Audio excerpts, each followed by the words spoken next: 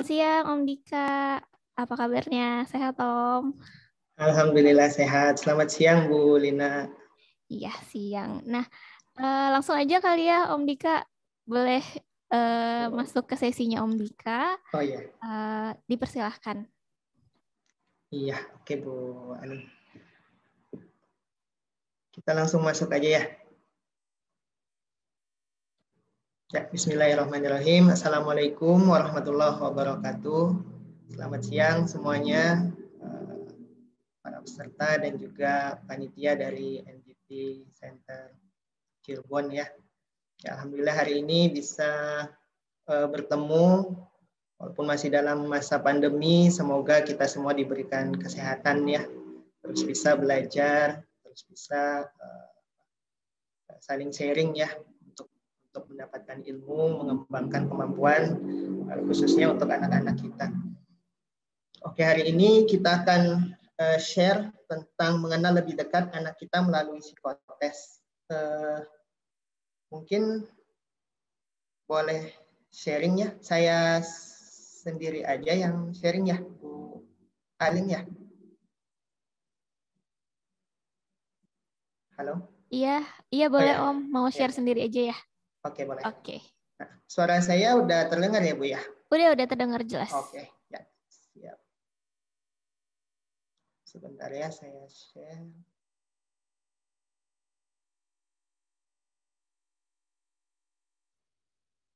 Ya, ini udah terlihat Om. Ya. Oke ya, nanti pertama saya akan membahas ya mengenal lebih dekat anak kita melalui psikotes, kemudian nanti akan dilanjutkan oleh Bu Citra ya, lebih ke hal yang terkait dengan stimulasi. Kita lanjutkan dulu.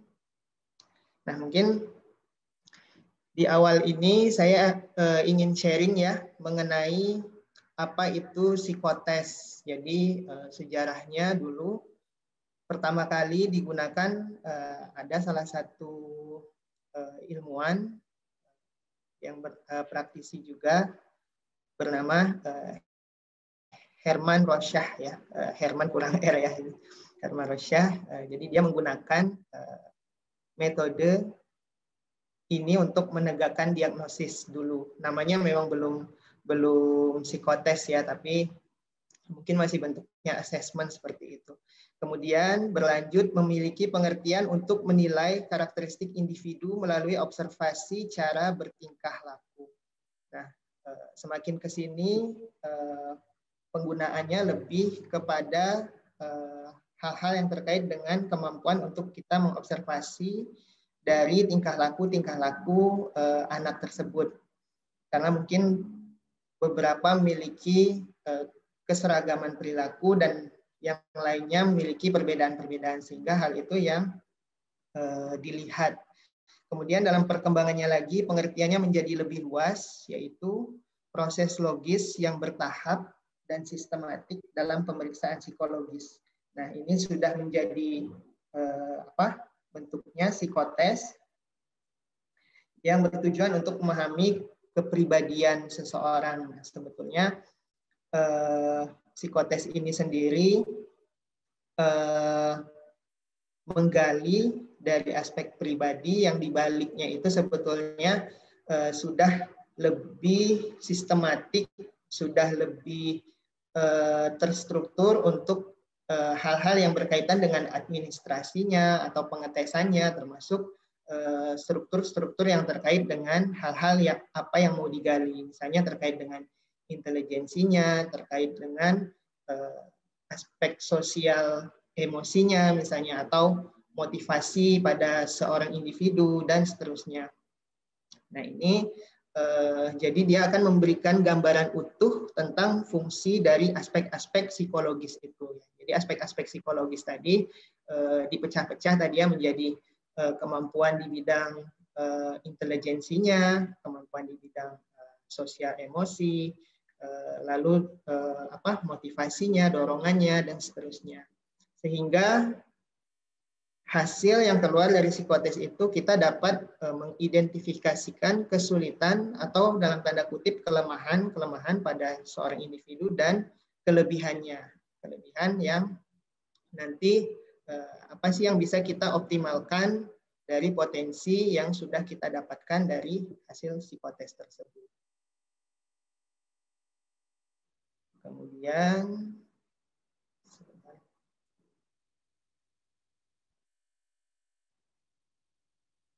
ya, ini saya juga mau share ada beberapa mungkin banyak ya yang sudah ada yang sudah valid yang bisa digunakan instrumen-instrumen atau alat tes psikologi yang beredar sekarang. Nah, ini apa aja sih yang biasanya kita gunakan itu untuk menggali fungsi-fungsi tadi ya kognitif. Dari fungsi kognitif ada beragam lagi sebetulnya alat-alat tes yang khusus memang untuk menggali misalnya fungsi umum atau status mental ya dari seorang individu, kemudian yang khusus lagi terkait dengan intelektualnya, yang lebih khusus misalnya untuk kemampuan daya ingatnya, kemampuan memorinya, seperti itu. Juga terkait dengan kemampuan visual konstruktif dan juga isi-isi proses berpikir. Nah, isi-isi proses berpikir ini di sini saya contohkan misalnya salah satunya bisa menggunakan proyektif tes ya. Misalnya pada seorang anak yang kecenderungan ya, kita bilang kecenderungan ada perilaku misalnya agresif atau perilaku berbohong misalnya. Nah, ini kadang kalau cuman sekedar kita tes gitu menggunakan observasi misalnya dalam 1 jam gitu kan, anaknya masih bisa dalam tanda kutip bentuknya manipulasi ya, jadi dia bisa menahan diri misalnya. Nah, dengan beberapa alat tes yang bentuknya proyektif ini kita bisa sebetulnya mengetahui apa sih dari profil-profil aspek psikologis anak ini yang memang ternyata ada kecenderungan ke arah dia untuk melakukan perilaku-perilaku misalnya agresif atau tadi ya misalnya perilaku berbohong dan seterusnya. Kemudian ada juga yang terkait dengan fungsi emosi dan tingkat psikopatologi atau gangguan psikologisnya. Jadi dari pola-pola umum tingkat keparahannya kita ukur dengan menggunakan alat-alat tes psikologi. Kemudian yang terkait juga dengan depresi ya, depresi seberapa derajatnya misalnya. Kemudian kecemasan, ketakutan ya pada masing-masing individu. Kemudian ada juga misalnya yang terkait dengan gangguan seksual, misalnya ada beberapa kasus juga pada anak-anak yang melakukan masturbasi misalnya. Ini bisa juga kita menggali karena kan biasanya kalau kita langsung menggali misalnya itu harus membangun trust juga ya yang building relationship dengan anak-anak atau remaja ini yang terkadang mereka juga bisa jadi belum ada rasa trust. Nah, bisa kita menggunakan instrumen-instrumen ini untuk menggali sebetulnya ada nggak sih hal-hal tersebut. Kemudian yang terkait juga dengan permasalahan keluarga bisa kita identifikasi sehingga bisa melihat sejauh mana derajatnya dan permasalahannya ada di area apa. Jadi ketika sudah bisa melihat di area mana permasalahannya, kita juga bisa lebih mudah untuk membantu menyelesaikan problem-problemnya tersebut. Kemudian yang terkait juga dengan pola-pola interpersonal ya. Jadi ada tes-tes juga yang terkait dengan kepribadian. Walaupun pada anak sebetulnya kita lebih menggali tadi ya dari fungsi-fungsi psikologis pada masing-masing anak. Karena beberapa ahli menyebutkan bahwa memang kepribadian itu terbentuk nanti setelah usia 18 tahun ke atas. Jadi yang pada anak-anak ini bisa kita lihat tadi dari aspek-aspek psikologisnya. Kemudian yang terkait juga dengan penyesuaian akademis, prestasi akademis, tingkat adaptasi ya, bisa maksudnya di lingkungan sosial seperti apa. Kemudian minat vokasional, minat pekerjaan-pekerjaan bisa kita lihat juga terkait dengan misalnya minat dan bakat juga ya, nanti ada kita bahas sedikit. Kemudian ada juga misalnya terkait dengan penyalahgunaan alkohol atau obat-obatan, ini juga bisa kita telusuri ya. Dan diagnosis dan prognosis juga, mendiagnosis bisa membantu untuk melengkapi data-data dari diagnosa yang ditegakkan oleh para profesional, bisa dokter, psikolog. Kemudian prognosisnya juga, jadi meramalkan ya nanti seberapa jauh sih hal yang bisa kita optimalkan daripada seorang anak tersebut. Termasuk misalnya yang tadi ya, misalnya ada kecenderungan untuk suicide ya, untuk bunuh diri, misalnya derajat depresinya itu sudah sejauh mana. Nah, itu bisa kita cari, telusuri, kemudian bisa kita lihat juga sehingga kita bisa melakukan antisipasi ya ketika seorang remaja misalnya sudah sampai pada tahap-tahap ini. Kemudian, nah ini kita bahas sedikit tentang pengertian bakat dan minat ya. Jadi sebetulnya memang kadang banyak juga yang bertanya dari orang tua, misalnya mau tes, datang ke Indihiro, atau Bu Citra juga ya kemarin sempat menyampaikan ini, coba untuk kita share. Jadi memang masih cukup banyak orang tua yang tertukar dengan pengertian minat, bakat, dan tes intelijensi sendiri. Nah, kadang misalnya ada beberapa kasus yang datang, saya mau tes IQ anak saya misalnya. Usianya masih kecil, usianya masih 5 tahun. Terus kita tanya kan, kita nggak langsung tes aja ya, tapi kebutuhannya untuk apa. Jadi misalnya nanti dia bilang kebutuhannya untuk supaya tahu minat bakat anak saya apa. Nah ini kan sebetulnya untuk dari tes IQ itu sendiri, dia tidak secara spesifik ya menggali bakat minat, tapi memang yang keluar daripada tes IQ itu adalah profil-profil yang mendukung ke arah untuk kemampuan intelijensinya tersebut. Dan biasanya ada nanti skor IQ-nya. Sedangkan untuk minat bakat, dia mungkin terlihat tapi tidak spesifik. Jadi kita memang memerlukan tools-tools yang khusus lagi untuk bakat dan minat. Nah, misalnya kita lihat ini tes bakat adalah perangkat pengujian suatu kondisi atau karakteristik tertentu dari individu yang hasilnya merupakan cerminan dari kemampuan yang perlu dipadankan dengan suatu pelatihan atau pembelajaran yang sesuai agar dapat diwujudkan dalam tindakan atau perilaku yang nyata. Misalnya kemahiran berpidato ya, kemahiran bermusik dan lain-lain. Nah, ini kan memang tidak tergali ya dari tools intelijensi sendiri atau tes IQ. Nah, jadi tes bakat berbeda dengan intelijensi atau kecerdasan karena konsep intelijensi mengacu pada pengertian, jadi kemampuan to solve new problem ya. Jadi kemampuan problem solving pada individu itu untuk belajar atau mengambil suatu pelajaran dan memanfaatkan pengalamannya untuk suatu materi pelajaran baru lagi. Tapi ini lebih bersifat umum, sedangkan bakat itu nanti dia lebih spesifik ke arah mana saja. Kemudian yang terkait dengan minat adalah kecenderungan seseorang untuk mengikatkan diri pada suatu aktivitas khusus. Hal ini tidak selalu diperkuat oleh adanya bakat khusus di bidang tersebut. Jadi minat bisa saja ya, antara bakat dengan minat ini menjadi berseberangan atau tidak sama.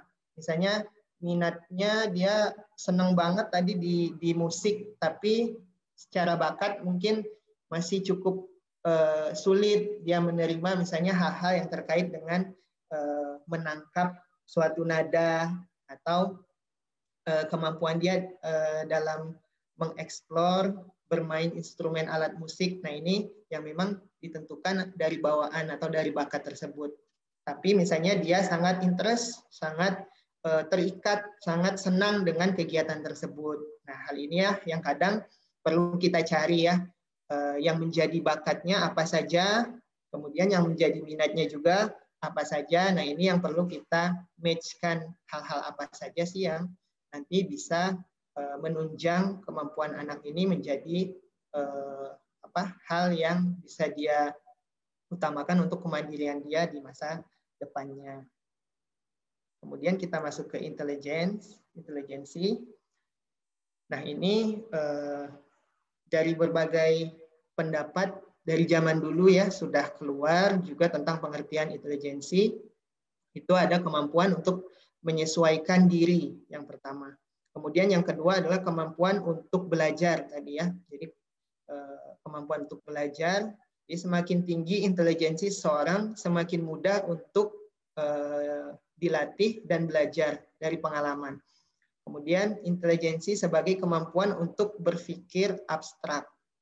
Intelijensi sebagai kemampuan untuk memahami dan berpikir tentang ide-ide, simbol-simbol atau hal tertentu yang bersifat abstrak. Nah, ini lebih kepada konsep umum dari kemampuan-kemampuan seseorang. Jadi bagaimana dia mempunyai tadi ya problem solving-nya, untuk menyelesaikan suatu permasalahan, untuk kemampuan belajarnya secara umum. Seperti itu.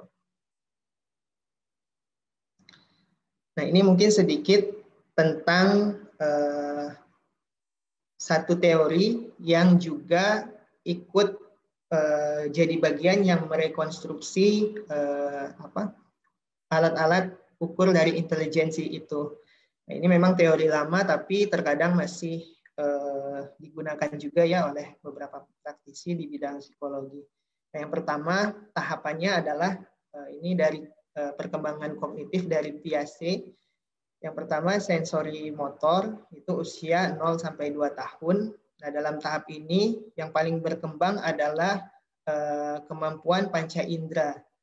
Nah, ini yang sebetulnya sampai sekarang pun menjadi hal yang kita pegang ya, ternyata memang sampai 2 tahun itu yang paling berperan untuk kemampuan intelijensi seorang anak adalah kemampuan dari aspek panca indera dan juga kemampuan motoriknya sebetulnya, motorik kasar dan halus. Jadi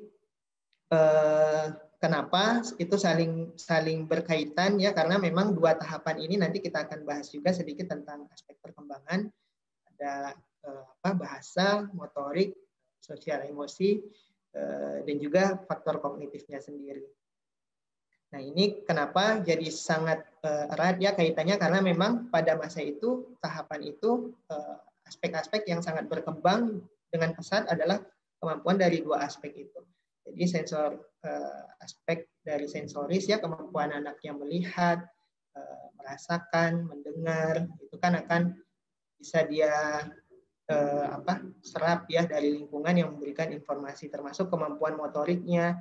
Ketika kemampuan motoriknya sudah matang, dia akan lebih mudah untuk mengeksplor lingkungan-lingkungan sekitar. Nah, ketika seorang anak lebih banyak mengeksplor lingkungan, dia akan lebih mendapatkan juga pengetahuan dan informasi yang lebih banyak daripada anak-anak lain yang misalnya terlambat dalam aspek-aspek ini.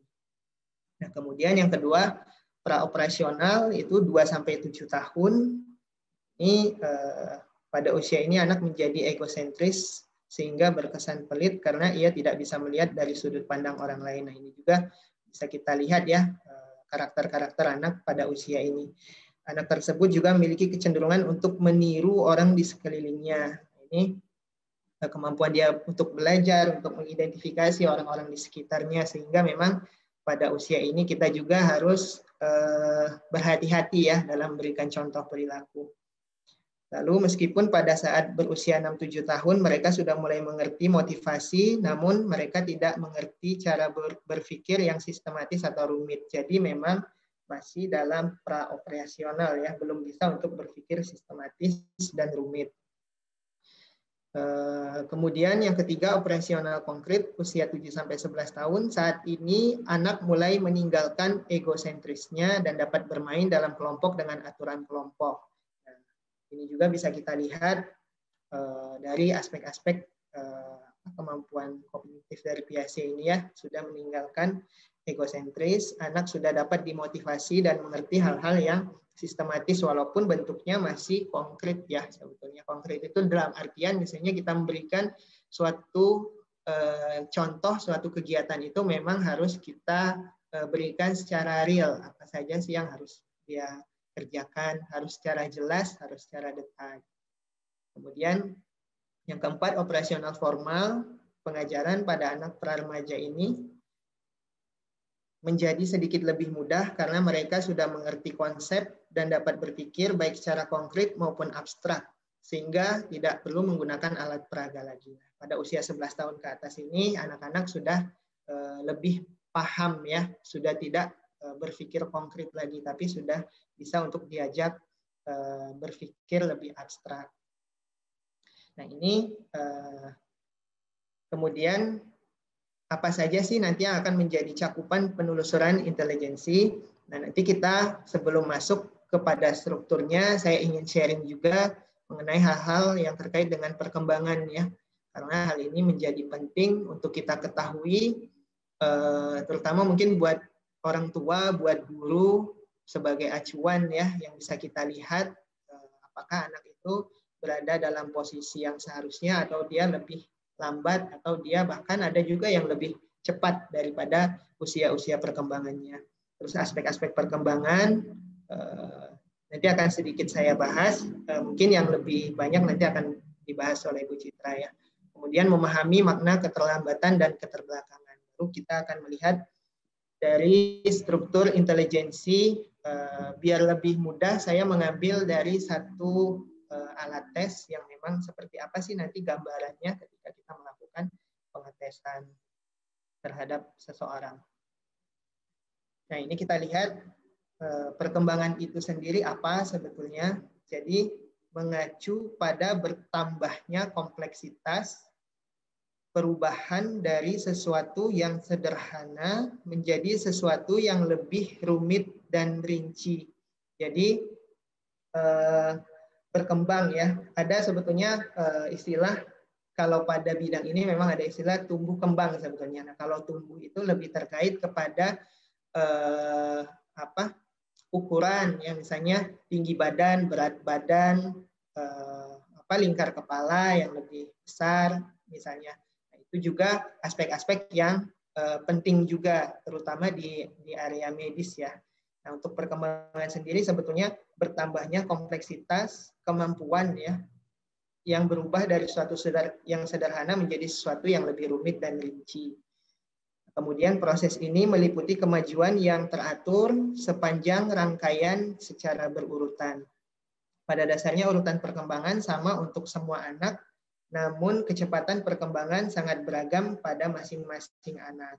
Ini juga yang poin penting ya yang perlu kita pahami bahwa urutan perkembangan sama untuk semua anak, namun kecepatan perkembangan sangat beragam pada masing-masing anak. Misalnya kita ambil salah satu contoh dari aspek motorik ya, karena tadi aspek motorik juga sangat terkait juga ya dengan kemampuan intelijensinya. Jadi misalnya pada aspek motorik ada seorang anak yang memang misalnya usia setahun dia sudah bisa berjalan. Nah kadang sebagian orang tua juga melihat kok anaknya cepat ya jalannya, anak saya udah belum bisa jalan tapi usianya udah 14 bulan misalnya. Nah ini sebetulnya dia masih dalam satu area. Jadi yang perlu kita lihat nanti batasannya sampai usia berapa sih seorang anak itu bisa dikatakan terlambat.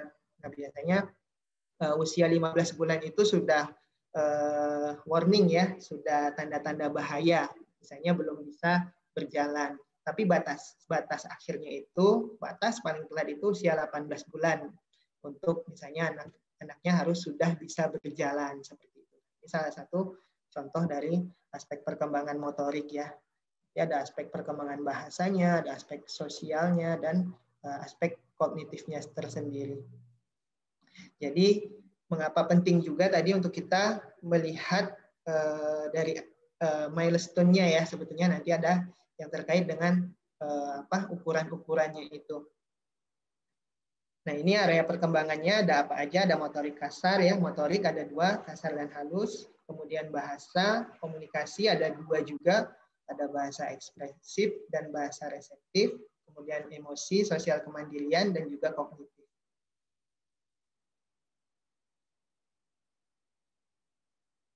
Ya, ini yang terkait dengan tonggak penting dalam perkembangannya ya. Tadi aspek perkembangannya ini, milestone-nya ini nanti mungkin lebih lanjut dibahas sama Bu Citra ya. Kita mungkin membacakan sekilas ini tentang milestone, digunakan untuk menelusuri keterampilan motorik, sosial, kognitif, dan berbahasa. Kemudian muncul dalam tahapan yang agak teratur dalam jarak usia yang bisa diperkirakan. Misalnya muncul senyum sosial pada usia 10 sampai 12 minggu. Nah, ini misalnya terkait pada kemampuan aspek sosial ya. Jadi misalnya lebih cepat juga sebetulnya tidak masalah ya. Mungkin lebih bagus anaknya dalam aspek interaksi sosial. Tapi misalnya sudah 1 tahun misalnya belum muncul juga senyum sosial, atau sudah lebih dari 4 bulan, 6 bulan misalnya. Nah, ini bisa jadi hal-hal yang perlu kita khawatirkan seperti itu. Kemudian ketika anak tidak mencapai 1 atau lebih tonggak penting perkembangan dalam kerangka waktu tertentu, anak tersebut sebaiknya diamati dengan seksama dan sistematis. Nah, ini ya. Kemudian perhatikan hal yang perlu diwaspadai dalam setiap tahap perkembangan pada akhir tiap profil usia. Keterampilan jalan membutuhkan koordinasi otot diawali dengan kemampuan berguling, duduk, berdiri. Nah, ini seperti yang saya singgung tadi. Kemudian, nah ini beberapa pengertian juga yang terkait dengan perkembangan tadi ya. Perkembangan khas atau perkembangan normal, yaitu penguasaan keterampilan dan perilaku sesuai dengan urutan dan kecepatan yang dapat diprediksi. Seperti tadi ya, misalnya prediksi berjalan itu 10 atau 12 bulan, karena saya menemukan juga ya beberapa anak 10 bulan itu ternyata sudah ada yang bisa jalan. Tapi biasanya secara umum 1 tahun sampai usia 18 bulan itu perkembangan untuk aspek misalnya motorik tadi. Jadi kita bisa memprediksi ini, misalnya dia terlambat atau lebih cepat seperti tadi. Kemudian yang beresiko. Nah, ini perkembangan yang beresiko, bayi yang mengalami masalah fisik, sulit belajar, dan juga masalah perilaku ya, misalnya terlalu aktif, tidak bisa berinteraksi misalnya karena perilakunya tersebut, sehingga sangat mengganggu juga ke area interaksi sosial dia.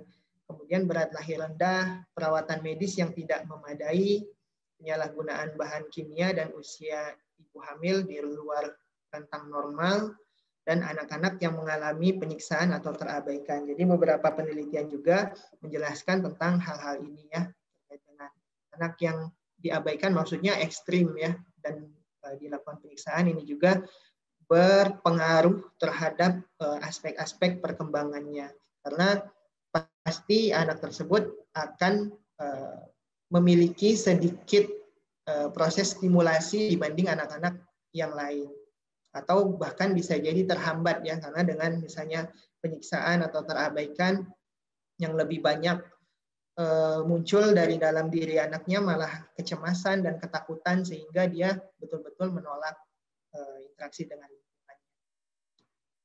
Kemudian yang tidak normal seperti apa? Menggambarkan anak yang memiliki perbedaan, penyimpangan perkembangan, atau menunjukkan tanda-tanda keterlambatan. Anak yang perkembangannya tidak lengkap atau tidak konsisten dengan pola dan tahapan umum tadi seperti yang kita cerita. Perkembangan yang tidak normal di satu area bisa mempengaruhi perkembangan di area lain. Nah, ini yang tadi sempat kita singgung, misalnya anaknya sudah 18 bulan tadi ya, tapi belum bisa jalan, pastilah berbeda dengan anak misalnya yang usia 14 bulan dia sudah bisa jalan, dia sudah lebih bisa untuk kesana kemari, dia lebih bisa untuk mengeksplor lingkungannya ya, pastinya dia akan lebih banyak misalnya bisa langsung berinteraksi dengan orang lain. Hal itu akan jadi menambah informasi dan wawasan pada anak tersebut dibanding anak yang masih harus berjuang memikirkan dia pada tahapan untuk berdiri atau berjalan misalnya seperti itu. Kemudian keterlambatan perkembangan. Nah, ini untuk konsep di area ini sebetulnya keterlambatan ini terjadi di bawah 6 bulan biasanya. Jadi masih dapat mengejar ketertinggalan dengan dilakukan stimulasi. Ya, jadi misalnya tadi ya aspek motorik tadi misalnya pada usia 15 ternyata dia masih kelihatan nih masih kesulitan untuk berdiri. Jadi kita lakukan intervensi misalnya dengan fisioterapi, sehingga dengan dilakukan fisioterapi anak tersebut lebih mampu ya untuk berdiri, untuk kemudian berlatih berjalan seperti itu, sehingga keterlambatannya ini bisa terkejar. Di usia 18 dia sudah bisa untuk berjalan misalnya. Kemudian kalau misalnya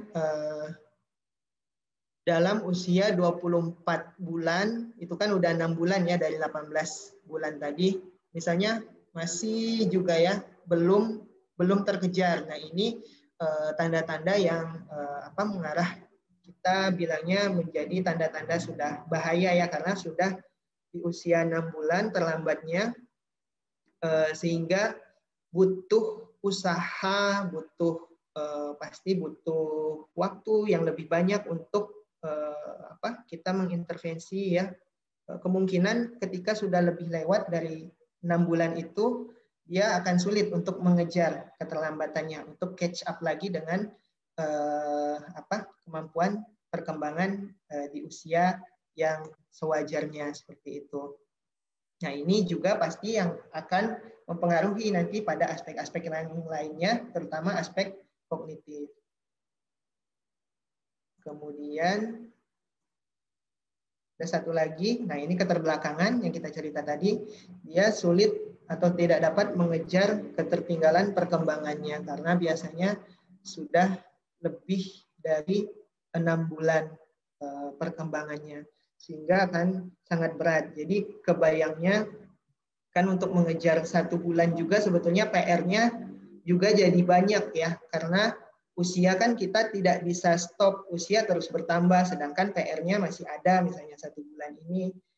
Kemudian ya karena kalau di bawah 6 bulan dia mungkin masih bisa 1 bulan, 2 bulan, 3 bulan tadi mengejar. Tapi ketika udah 6 bulan PR-nya juga sudah lebih banyak, sehingga memang usia terus berjalan, tapi intervensi yang dilakukan itu supaya dia tidak terus jatuh ya, atau terus menetap di area itu, karena setiap naik usia seorang anak ini juga perkembangannya juga harus terus bertambah seperti itu. Nah, ini kita mulai masuk ke struktur intelijensi. Ini saya ambil dari Wechsler ya. Nah, jadi dari beragam aspek perkembangan tadi sebetulnya pada satu alat tes ini dia cuma membagi 2 aspek saja, yaitu verbal dan performance. Nah, apa saja sih sebetulnya yang dilihat dari aspek verbal? Sebetulnya verbal ini juga bukan hanya sekedar kemampuan untuk berbicara, tetapi menurut Wechsler sendiri, verbal ini kemampuan seorang anak untuk konsep teoritisnya, konsep kemampuan pemahamannya itu masuk ke konsep verbal, walaupun misalnya tidak terverbalisasikan misalnya. Nah, misalnya dari aspek wawasan pengetahuan ya. Yang pertama wawasan pengetahuan, informasi, seberapa luas sih seorang anak itu memiliki wawasan pengetahuan yang memang bisa dia pelajari, bisa dia serap dari lingkungan sekitarnya. Kemudian ada norma sosial, bagaimana seorang anak bisa untuk menilai konteks-konteks sosial. Tidak hanya itu, tapi seorang anak ini juga nanti harus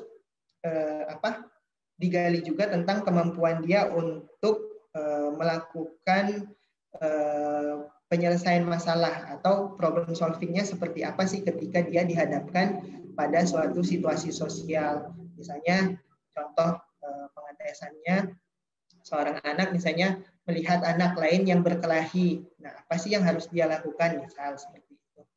Kemudian aritmatika, kenapa dimasukkan ke dalam konsep hitungan juga? Tapi sebetulnya konsep yang lebih dibahas itu adalah konsep pemahaman soal ceritanya.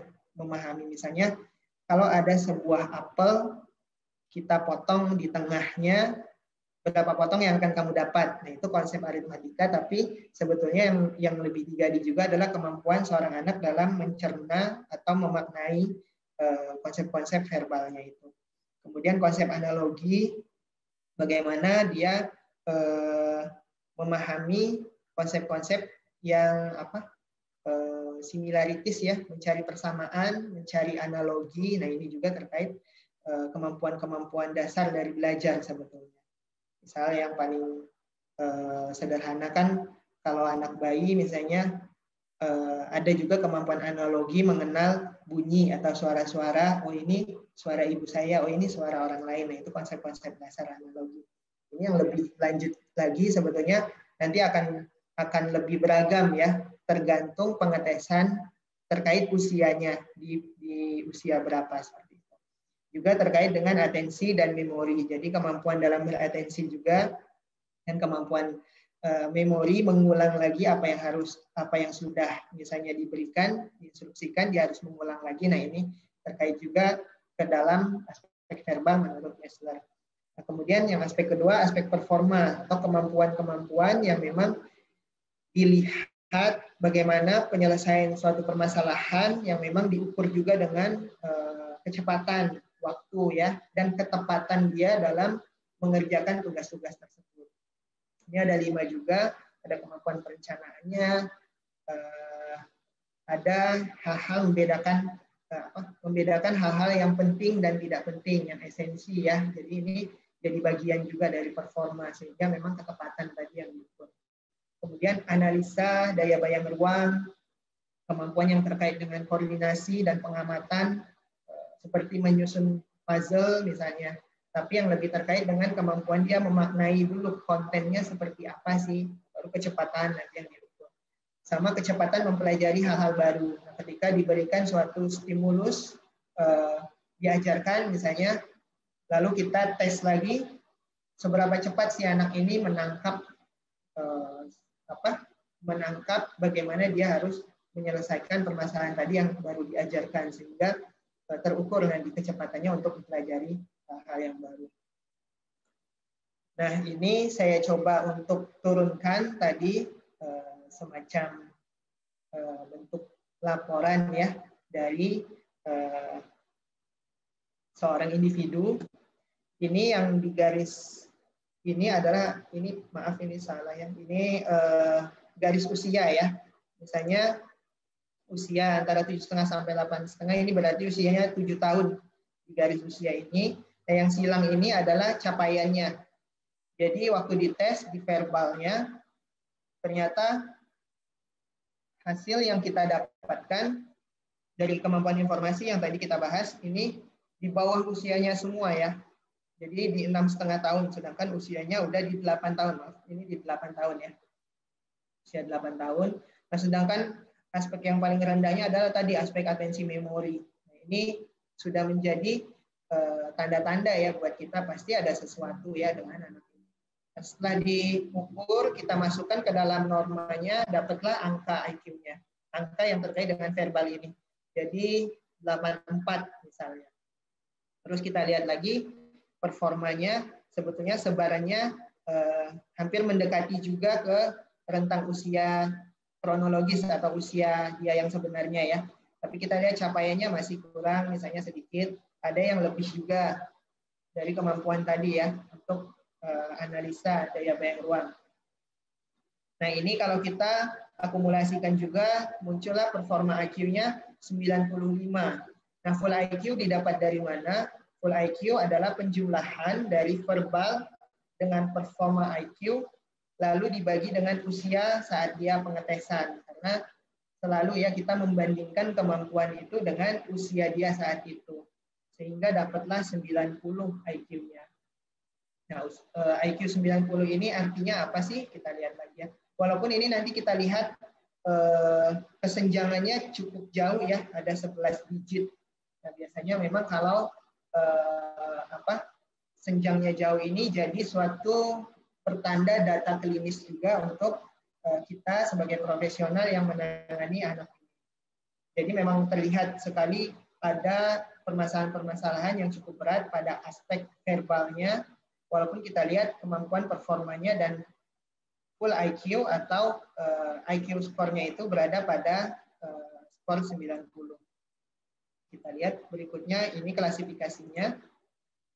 Jadi tadi 90 sebetulnya berada pada posisi ini ya, average rata-rata. Nah, nanti data apa sih yang sebetulnya bisa kita manfaatkan dari sini setelah mendapatkan hasilnya.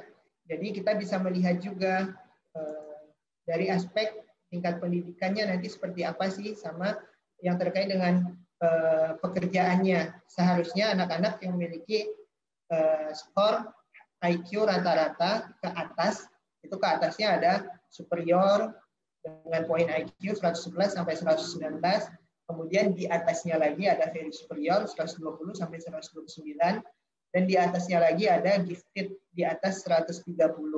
Nah, ini kita memang tidak menggunakan istilah jenius lagi ya. Kalau dulu jenius itu ada 140 ke atas IQ-nya, tapi sekarang sudah dikelompokkan ke dalam satu gifted karena memang memiliki kriteria yang mirip, walaupun perbedaannya nanti pasti ada ya untuk kemampuannya seperti itu. Nah, kalau kita lihat tadi dengan IQ yang 90, ternyata dari aspek akademik sebetulnya anak ini punya potensi akan mampu mengikuti kegiatan akademik atau kegiatan belajar dari SD, SMP, misalnya SMA, bahkan ke perguruan tinggi misalnya seperti itu. Nah, walaupun pada anak tadi misalnya kita juga mendapat hasil yang berbeda, bukan berbeda, maksudnya ada kesenjangan antara verbal dan performance-nya, sehingga memang hal ini yang perlu kita perhatikan, perlu kita waspadai, yang pasti biasanya akan disarankan juga untuk melakukan intervensi terkait dengan aspek-aspek kelemahannya tadi. Seperti itu, karena biasanya pada anak yang tidak memiliki gangguan ya atau normal saja, posisi antara verbal dan performance-nya itu tidak akan jauh, tidak akan berbeda, bahkan biasanya 5 digit ya, misalnya 95 performance-nya, verbalnya ada di 93, sehingga misalnya IQ-nya ada di 92 atau 94 seperti itu. Nah, untuk yang ke bawah lagi ini dibagi-bagi lagi menjadi spesifik ya. Ada borderline IQ dari 70 sampai 89, ada kalau dulu sebutnya keterbelakangan mental ya, yang keterbelakangan yang kita cerita tadi ketika aspek perkembangannya memang sudah melebihi dari 6 bulan. Bahkan bukan hanya satu aspek, bisa lebih dari satu aspek kalau sudah masuk ke dalam borderline atau keterbelakangan mental. Tapi sekarang kita istilahnya menggunakan disabilitas intelektual. Disabilitas intelektual dibagi 4, jadi ada yang ringan, sedang, berat, dan sangat berat. Nah, ini tingkat pendidikannya sebetulnya terbatas ya, dibatas-batasi. Ini bukan menurut saya, tapi menurut penelitian klasifikasi dari mental retardasi. Jadi untuk borderline sampai kelas 6 SD, baca tulis 4 sampai 5 SD. Jadi yang dimaksud dengan baca tulis itu juga sebetulnya kemampuan dia memahami atau memaknai apa yang dia baca. Terus kalau yang sedang sampai 2 SD, sedangkan yang berat itu tingkat pendidikannya tidak ada ya dituliskan di sana, karena memang yang berat ini biasanya kita akan berfokus pada kemampuan-kemampuan yang terkait dengan bantu diri dan kemampuan sehari-hari, bagaimana dia membina diri, itu yang lebih utama karena akan terkait dengan kemampuan masa depan dia juga ya. Kan tidak selamanya anak-anak ini misalnya harus kita bantu, dia harus depend kepada orang terdekatnya terus, tapi kita coba untuk dia supaya bisa untuk membina dirinya sendiri, misalnya dalam aspek keseharian, makan, minum, mandi, dan seterusnya seperti itu. Kemudian Kita lanjut lagi. Nah, ini penelusuran intelijensi berdasarkan usia ya. Ini ada Griffith Mental Test. Kalau Griffith sebetulnya bisa dilakukan oleh berbagai kalangan dari profesional ya, dari dokter, psikolog, dan lainnya juga ada. Tapi memang perlu belajar dulu, memiliki sertifikasi khusus yang memang itu terus dievaluasi biasanya.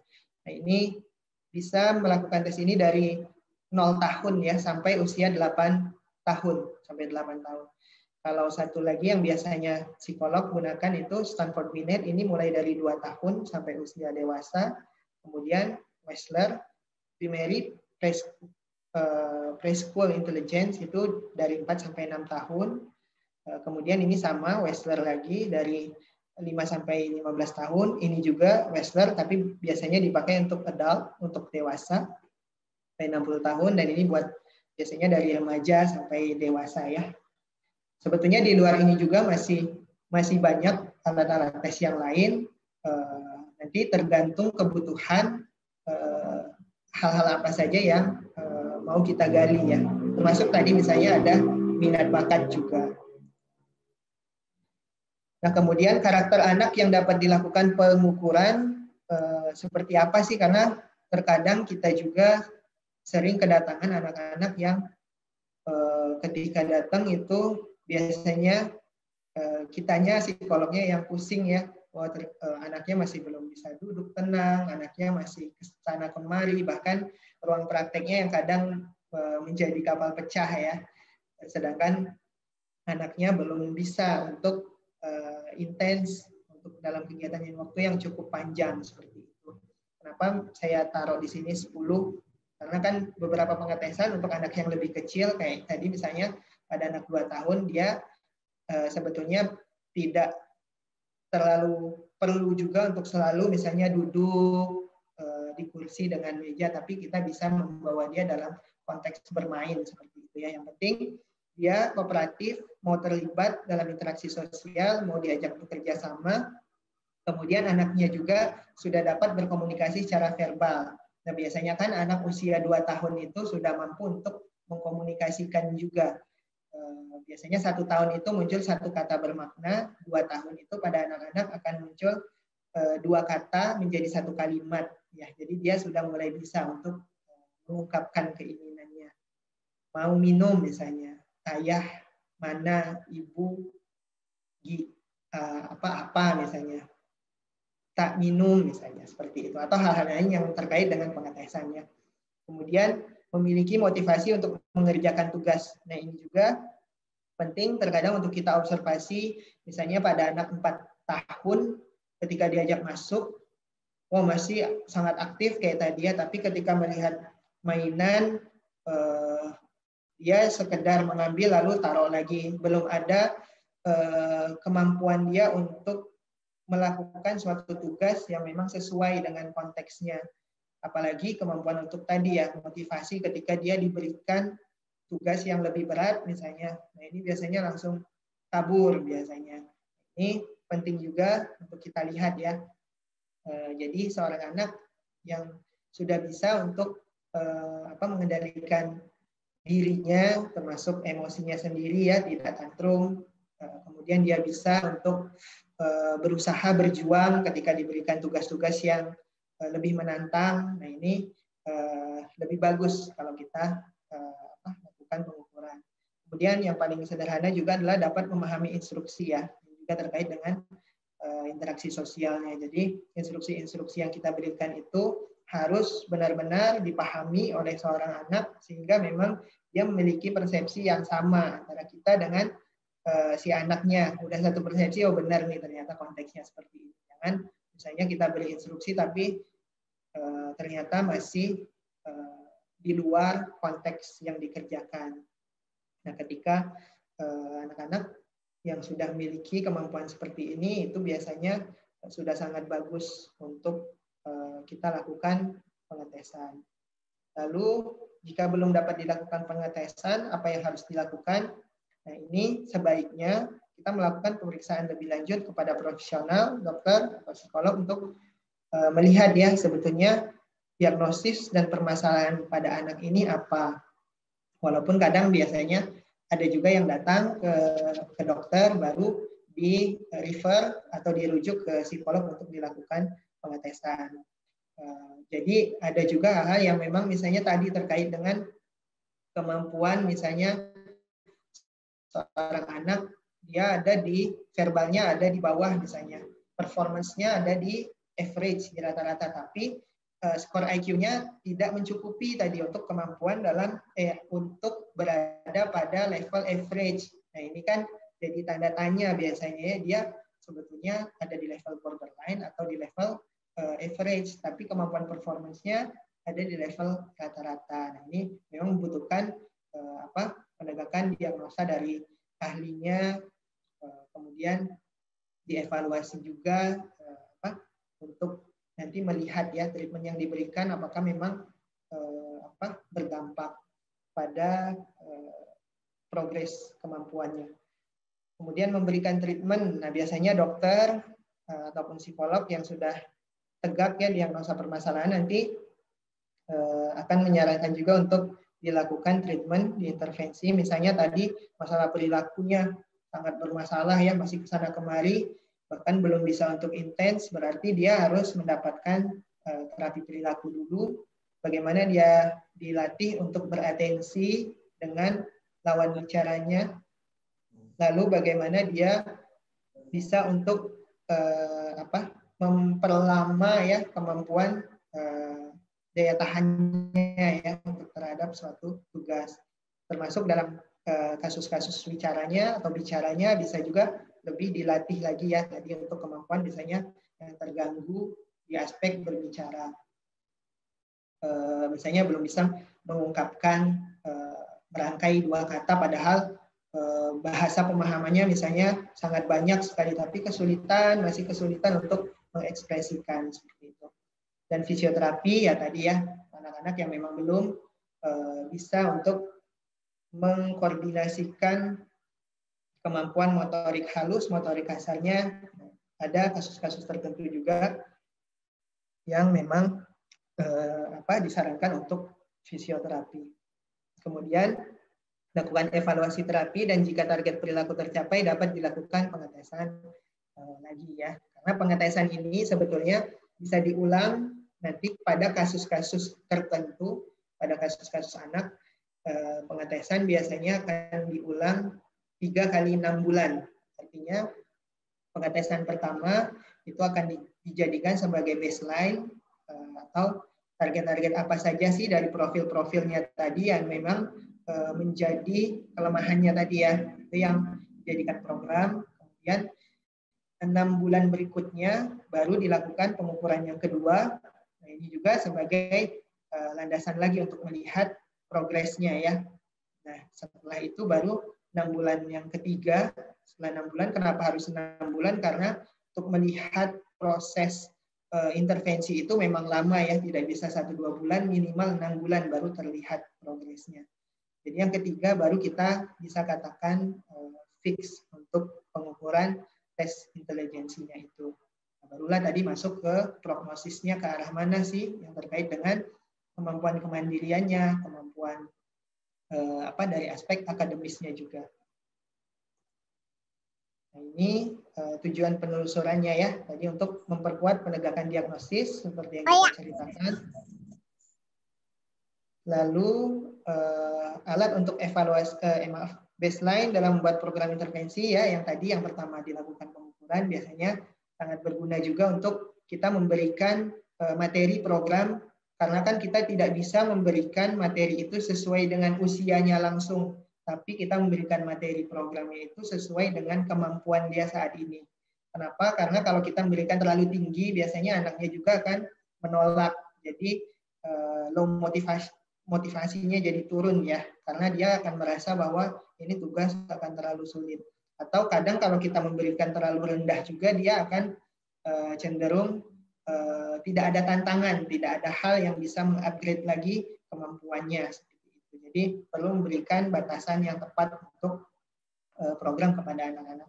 Kemudian tadi alat untuk evaluasi kemajuan program, setelah yang biasanya yang 2 ya, yang 6 bulan kedua itu untuk evaluasi kemajuannya, progresnya seperti apa sih ketika dia maju, misalnya memang terjadi perubahan-perubahan. Tapi untuk kasus tertentu ya, karena IQ ini juga sebetulnya dia tidak berubah. Tapi pada kasus yang memang misalnya verbalnya terganggu kayak tadi, nah ini ada kemungkinan memang karena kan kita lihat performanya sebetulnya harusnya tidak jauh, tidak senjangnya itu tidak lebih dari 10 digit ya. Nah, ketika ada jauh seperti ini memang ada suatu hal. Ketika kita lakukan lagi biasanya ada perubahan-perubahan untuk digit poin, biasanya dari 5 sampai 10 digit ya, berubah. Kemudian prediksi prognosis yang tadi sebagai data juga untuk deteksi gangguannya. Kemudian ini mungkin slide terakhir dari saya, tidak terdeteksi dan terintervensi apa yang bisa terjadi. Ini gangguan belajar di usia lebih lanjut, prestasi akademis akan menurun ya, karena ketika sudah masuk sekolah pastilah dengan kemampuan dia yang misalnya tidak terdeteksi itu, dia akan menetap di situ, tapi tuntutan tugas akan semakin lebih banyak. Jadi dia akan seolah-olah menurun terus kemampuannya. Kemudian gangguan interaksi sosial ya yang tadi, kalau memang tidak terdeteksi, terintervensi ya anaknya pasti akan semakin kesulitan untuk melakukan interaksi sosial ke lingkungannya. Kemudian gangguan emosi bisa bentuknya tantrum, bisa mudah marah ya, atau memang sulit sekali untuk untuk motivasi diri, atau sangat rendah kemampuan dari kepercayaan dirinya misalnya. Ini akan berpengaruh sekali. Kemudian yang paling berbahaya juga tadi ya, keterbelakangan mental, karena semakin jauh ketika tidak terintervensi dia akan menetap, sedangkan usia akan terus berlanjut sehingga kesenjangannya semakin tinggi. Oke, nah mungkin ini dulu dari saya. Nanti akan dilanjutkan oleh Bu Citra ya. Nah, terima kasih. Wassalamualaikum warahmatullahi wabarakatuh. Silakan saya kembalikan ke Bu Alin. Enggak, Bu Alin. Ya, terima kasih Om Dika. Ya, oke. Gimana nih peserta di rumah, masih seger-seger semuanya ya? Semoga tadi penjelasan dari Om Dika cukup menjawab pertanyaan-pertanyaan orang tua di rumah selama ini gitu ya.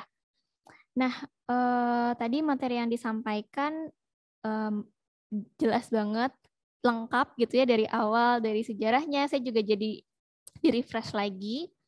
Mudah-mudahan parents di rumah juga atau guru-guru atau peserta yang lain gitu sudah bisa dapat gambaran gitu dari awal. Tadi diceritakan tentang sejarah dari psikotes itu sendiri gitu ya. Ternyata awalnya berawal dari penilaian dulu untuk tahu, untuk memahami gitu ya perilaku dari individu itu seperti apa.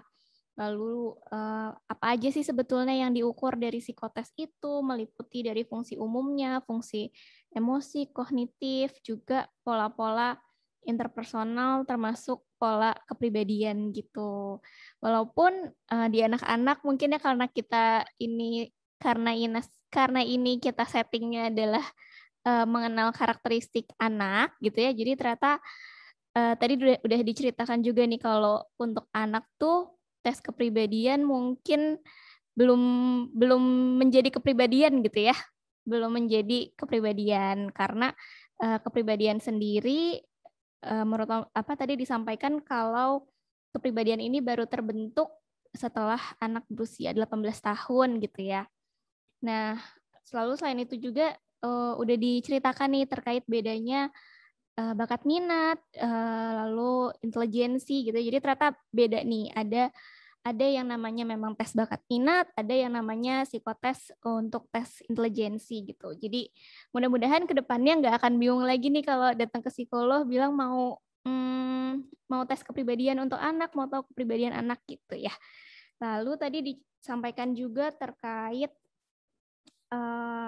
struktur dari intelijensi menurut Wessler gitu ya, dari ada area verbal, area performance, dan kalau ada kesenjangan dari dua area itu perlu waspada dan perlu hati-hati gitu ya, karena bisa jadi itu merupakan tanda dari pertanda klinis gitu ya, yang perlu kita perhatikan lebih lanjut. Nah, lalu tadi juga udah diceritain ini ada karakter-karakter anak yang perlu diperhatikan kalau memang mau melakukan psikotes gitu atau tes intelijensi tadi, khususnya dari sikapnya, motivasinya gitu ya. Nah, jadi memang ada kasus-kasus di mana kalau anak-anak belum bisa dites tuh kita agak kewalahan juga gitu ya untuk menangani di ruangan itu gitu. Lalu, nah kalau udah ternyata memang kesulitan untuk dites, anaknya susah untuk dites, bukan berarti nggak jadi, kita bisa lanjutkan untuk konsultasi gitu ya, untuk cari tahu sebetulnya kenapa nih belum bisa dilakukan pengetesan itu, ada apa gitu. Karena bisa jadi itu merupakan satu pertanda juga gitu untuk lebih waspada ke depannya.